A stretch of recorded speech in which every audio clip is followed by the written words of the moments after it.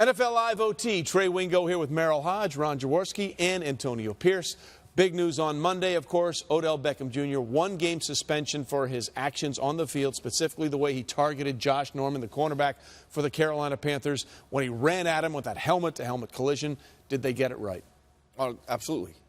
First of all, there's the standard of player safety, and both these guys will agree to me. Every player who's played and currently playing, there's one thing that always disturbs players: if you deliberately try to hurt somebody and you jeopardize their career. That is the thing that disturbs players more than anything. And watching that, it was so egregious, it was so deliberate, and there was so much malice in the act. That's what was disturbing. People are comparing it to some other, deliberate acts.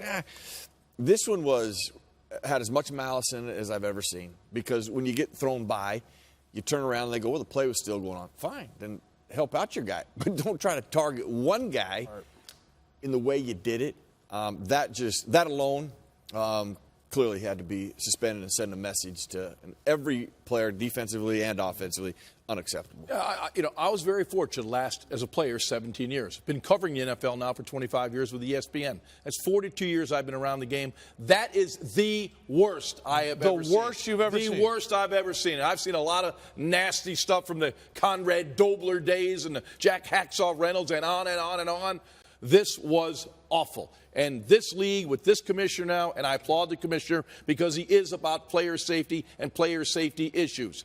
The fine was certainly warranted. The suspension is warranted. And now we move on. That simple.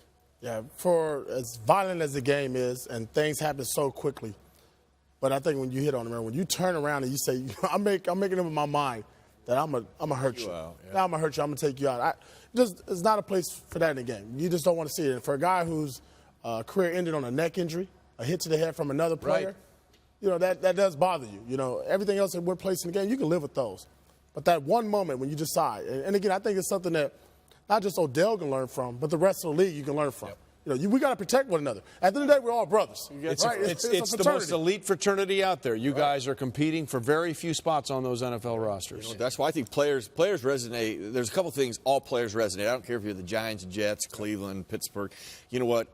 First of all, with that record for the most consecutive games played, every player respects that because you know how hard it is. Yeah.